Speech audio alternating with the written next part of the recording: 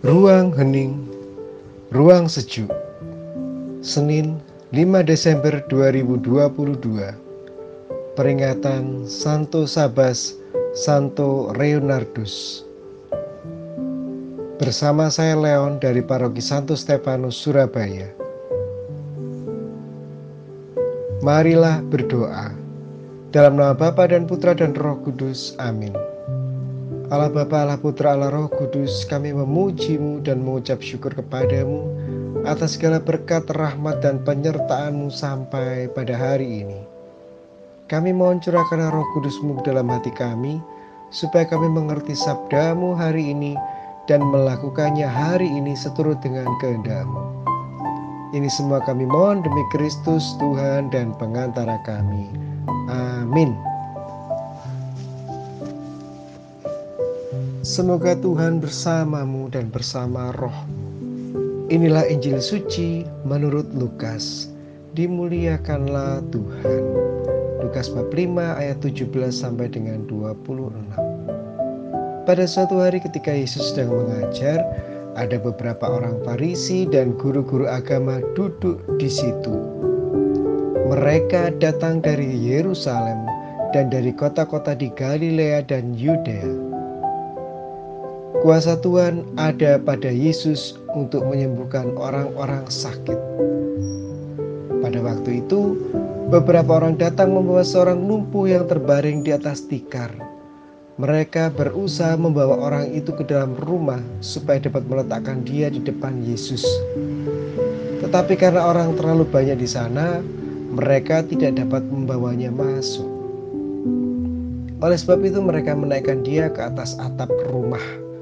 Lalu mereka membongkar genting dan menurunkan dia bersama-sama dengan tikarnya di depan Yesus di tengah-tengah orang banyak itu. Waktu Yesus melihat betapa besar iman mereka, ia berkata kepada orang itu, "Saudara, dosamu sudah diampuni." Guru-guru agama dan orang-orang Farisi mulai berkata satu sama lain, "Siapa orang ini yang berani menghina Allah? Siapa yang boleh mengampuni dosa selain Allah sendiri?" Yesus tahu pertanyaan mereka, jadi ia berkata, "Mengapa kalian bertanya-tanya begitu di dalam hatimu? Manakah yang lebih mudah mengatakan, 'Dosamu sudah diampuni,' atau mengatakan, 'Bangun dan berjalanlah'? Tetapi sekarang aku akan membuktikan kepada kalian bahwa di atas bumi ini Anak Manusia berkuasa untuk mengampuni dosa." Lalu Yesus berkata kepada orang yang lumpuh itu, "Bangunlah, angkat tempat tidurmu dan pulanglah."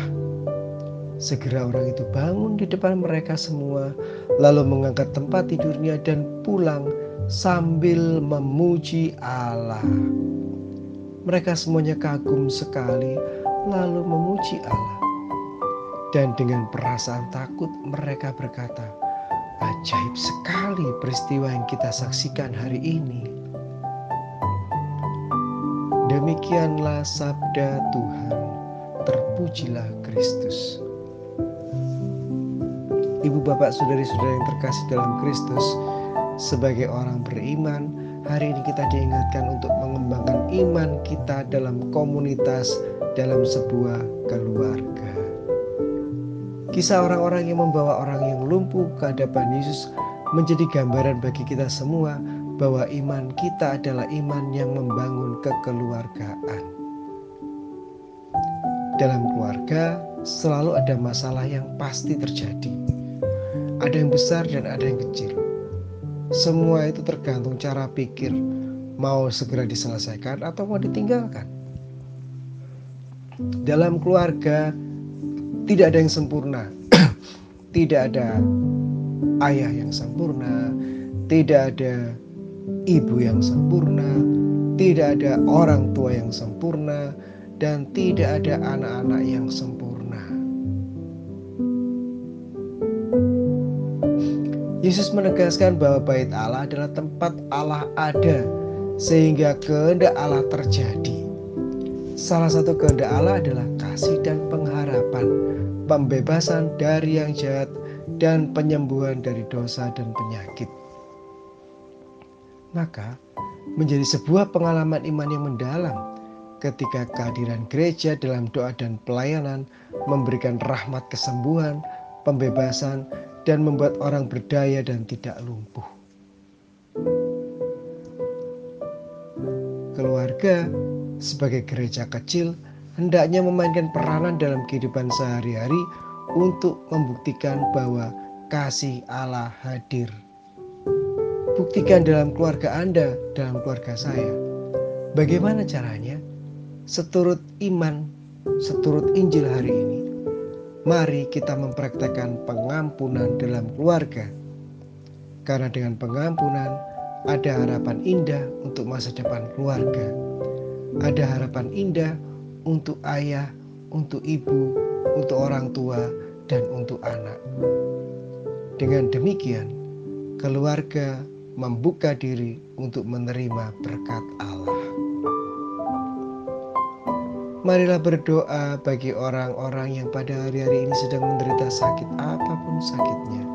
Semoga Tuhan Yesus menjamah dan menjadikannya sembuh. Bagi orang yang sedang terhimpit sendiri, kesepian, tak mampu melihat kebaikan Allah, semoga Allah Bapa memberikan kesejukan dan kedamaian di hatinya. Bapa yang baik, mampukan kami menjalani bagian kami dalam rangkaian tata keselamatan seluruh umat manusia ini. Demi Kristus, Tuhan dan pengantara kami. Amin. Dalam nama Bapa dan Putra dan Roh Kudus.